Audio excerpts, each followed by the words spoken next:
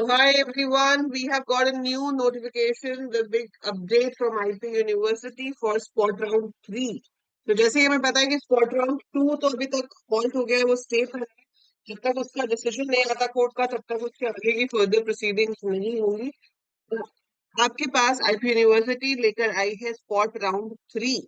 सो ये spot round 3 है which is going to be now, right? So this is not an online round, this is an offline round. आपको college जाकर, मतलब आपको university जाकर report करना है। ठीक है, सो आज ही नोटिफिकेशन हमारे पास आया है आईपी यूनिवर्सिटी से। आप ऑफिशियल साइट से भी जाकर इसको देख सकते हैं। And this spot round 3 is for all these listed courses. As you can see, it's for BCA, BBA, LEB tech, that is lateral entry BTech, normal BTech, BCom honors, 4-year bachelor's in arts of English, 4-year bachelor of arts and economics, right? So ये सारे courses जो हैं, इन सब के लिए हमारे पास start होने जा रहा है ये राउंड। और इसमें प्रायोरिटी इन ऑर्डर क्या है? पहले सीईटी, फिर सीयूईटी। ठीक है, कुछ कोर्सेज के लिए जैसे बीटेक के लिए एनएलटी और सीयूईटी है। फाइन, सो ये आपके पास हो गया। इसके लिए जो आपकी एलिजिबिलिटी है वो ये है कि आप पहले से रजिस्टर्ड होने चाहिए। इसके लिए कोई फ्रेश रजिस्ट्रेशन नहीं है। So we don't have any fresh registration. आप रजिस्टर्ड हो तभी आप इस राउंड में जा सकते हो। जैसे आपके पास स्पॉट राउंड 1 और 2 से पहले आपको रजिस्ट्रेशन की ऑप्शन दी गई थी, इफ यू रजिस्टर्ड तो आप इसमें जा सकते हो, कोई फ्रेश रजिस्ट्रेशन नहीं होगी।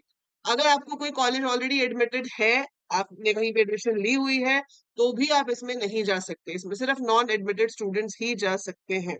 So during the course of spot round 3 offline counseling, the allotment of seats shall be carried out irrespective of region and category on all India basis. तो इसमें दिल्ली जनरल ये सब कैटेगरीज आपकी नहीं होंगी। सीईटी के बाद जो सीट्स बचेंगी वो सीयूईटी वाले कैंडिडेट्स के लिए होंगी। ठीक है, so remaining seats, so after exhausting CET, the remaining seats will be offered to CUET candidates in order of merit, right? So पहले जो CET वाले बच्चे वहां पहुंचेंगे वो उनको बुलाएंगे, उसके अकॉर्डिंगली किसी को एडमिशन चाहिए तो देंगे। उसके बाद आपके पास, मतलब आप कॉलेज चूज करोगे कि आपको कौन से कॉलेज में एडमिशन चाहिए, एंड देन उसके बाद हमें ये जो भी आपका सीट्स बचेंगी वो CUET के लिए ओपन कर दी जाएगी।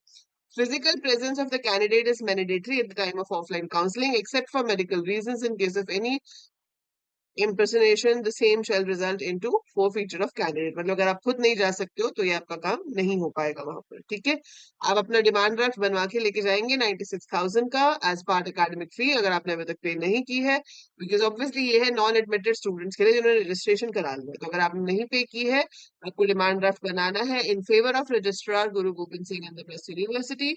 ठीक है, और ये आपको अपना लेके जाना है, अपना रैंक वाला पेज, अपनी एप्लीकेशन नंबर, आपकी बाकी की details, that all you have to take and you have to write it on the DD also.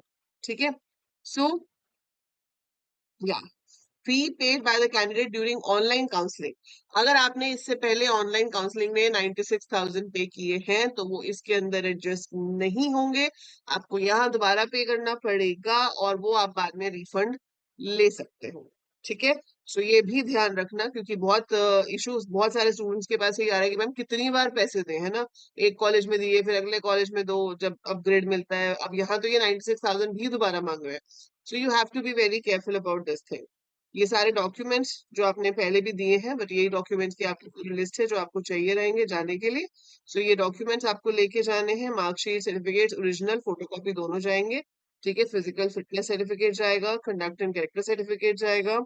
अब इसके अंदर आपको जो भी कॉलेज अलॉट होगा, आपको वहीं पर ही आपको सारी फीस जो है वो डिपॉजिट करानी पड़ेगी। ठीक है, सो क्योंकि आपको कॉलेज में रिपोर्टिंग नहीं है, यही फाइनल रिपोर्टिंग है, यहीं से आपकी पूरी एडमिशन प्रोसीजर फिनिश हो जाएगा। It will also be the sole responsibility of the candidate to ascertain and make sure that he और she process the requested eligibility and qualification prescribed. ठीक है, तो जो भी आपकी बेसिक थी कि हाँ जैसे बीसीए के लिए मैथ्स या कंप्यूटर साइंस सब्जेक्ट से कुछ होना चाहिए, अगर वो आपके पास नहीं है, इवन इफ आपने सीईटी में रैंक अच्छा ले लिया या आप सीयूईटी देकर आए हो लेकिन आपने सीयूईटी के डोमेन में मैथ्स और कंप्यूटर साइंस नहीं रखा था, तो आपको प्रॉब्लम होगी। ठीक है, so admitted candidates are not eligible and no fresh registration is permitted for this round. अगर आपने मैनेजमेंट कोटा से कहीं पे सीट ली है, आपको वहां पे आपका नाम आया है, तो भी आप इसमें एलिजिबल नहीं है। ठीक है, अभी आपके पास पूरा प्रोग्राम मेंशन है 23 तारीख से, आज 21 है, तो एक दिन बाद, that is from your Saturday. It is going to start. ठीक है, 23 अगस्त को आपका जो कैटेगरी है वो है सीईटी बीबीए के लिए। ठीक है, सो बीबीए और बीबीए एमबीए जो इंटीग्रेटेड कोर्स है, कोड 125, उसके लिए यहाँ पे टाइमिंग दिए हुए हैं। सीईटी रैंक 1 to 2000 10 बजे, 2001 to 4000 12 बजे, 4000 से 4000 के बीच में इतने बजे, एंड सो ऑन। और इसके बाद आपके पास जो है वो खत्म हो जाएगा आपका काउंसलिंग का time, which is till this is the last time to report. अब इस दिन जो बच्चों ने ले ली सीईटी वालों ने ले लिया बीबीए, उसके बाद जो सीट्स बच जाएंगी वो संडे को, दैट मीन्स 25 तारीख को, एज वेल एज 27 तारीख को, एज वेल एज 29 तारीख को।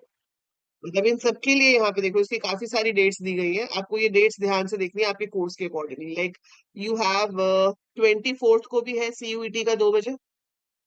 सो अगर आपका 20,001 से 20,300 तक का रैंक है सीयूईटी में, जो उन्होंने मेरिट लिस्ट दी है उसमें आपको रैंक दिया हुआ है, वहां से आपको अपना रैंक देखना है।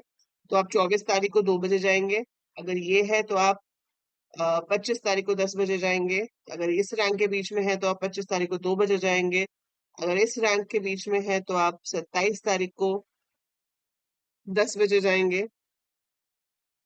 मुझे पता नहीं क्यों लग रहा है कि इसमें डेट्स की कुछ गड़बड़ है, क्योंकि they have left 26 in this. अच्छा, ठीक है, 26 आई नो।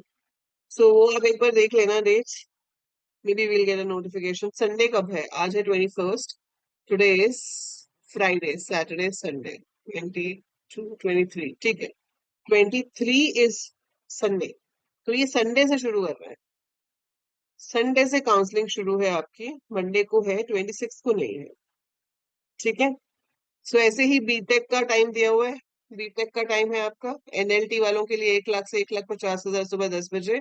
सो बीटेक के आप टाइम्स एंड डेज यहाँ से देख सकते हो लिस्ट में से।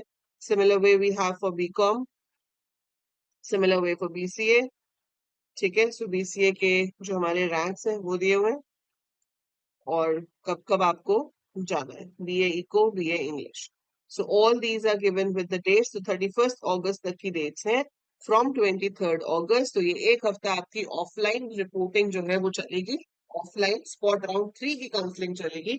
इसमें वहीं पे ही पेपर सबमिट हो जाएंगे, वहीं पे ही एडमिशन हो जाएगा, उसके बाद कॉलेज रिपोर्टिंग का अलग से कोई चक्कर नहीं रहेगा।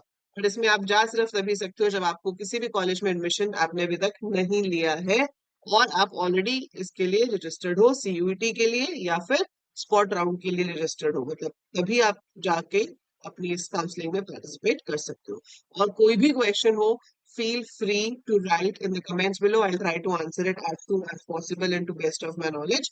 और अगर आप बीसीए के लिए जा रहे हो या बीटेक के लिए जा रहे हो, so if you are going to go for BCA or BTech Computer Science, BTech IT, BTech Data Science, anything, so subscribe the channel right now, क्योंकि एडमिशन गाइडेंस तो आपको यहाँ मिल ही रही है। उसके बाद पूरा बीसीए जो आप पढ़ोगे, पूरा बीटेक में जो आप कंप्यूटर प्रोग्रामिंग लैंग्वेजेस पढ़ोगे, will get everything over here.